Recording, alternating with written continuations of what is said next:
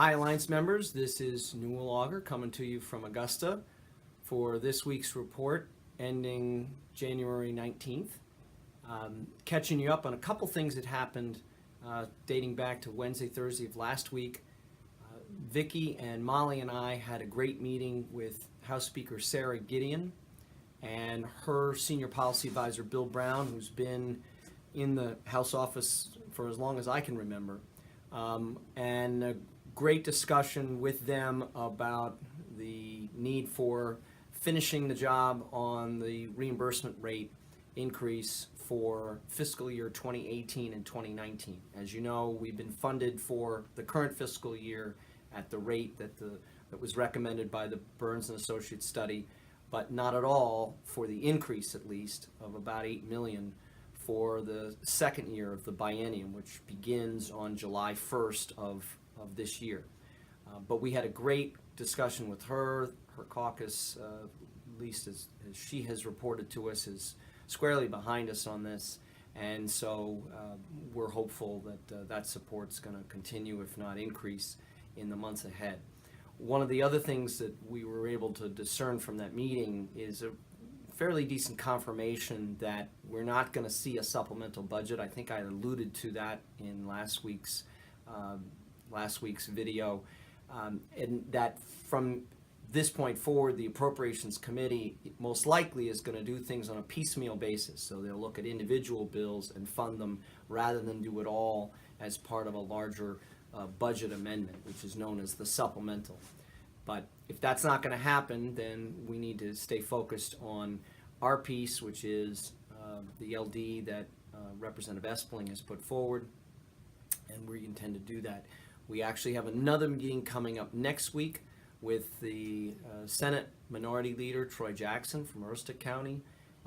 He has also, if you recall, sponsored a bill that has called for increases in home-based care, along with increases in a number of other reimbursement rates for providers in the long-term care continuum, nursing homes, assisted living facilities, and others. So again, we're trying to build all of our allies and hopefully get them singing the same song so we can get a bill out of the Appropriations Committee as soon as we can. The other point to that too is we want to make sure that we try to do this earlier in the session than later. And the reason why is the later you get into the session, the more little horse trading goes on. You know, I'll vote for this bill if you vote for that bill, and people start marking X's and O's against one provision versus another. There's enough support, I think, from everybody involved that we could hopefully tie this thing up and get it approved before that sort of timelines plays out. So if we can avoid that and get it done sooner, I think we're going to be a lot better off. Another just a brief update.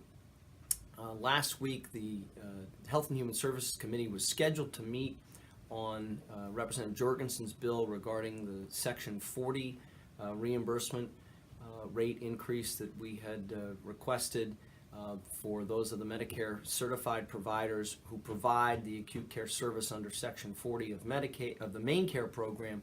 And the department is actually in agreement with us that work session really is not fully baked yet. We need to still have an exchange of numbers and document and information requests that have been made by us, or of us by the department and by the Burns folks.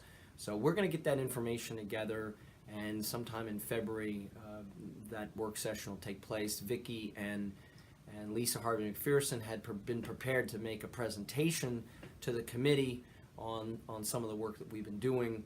And looking back over the past 20 years, the committee wasn't quite ready to hear that through no fault of ours. It just didn't make any sense to go forward with the presentation if the discussion's going to take place in 3-4 weeks from now. So more to come on that.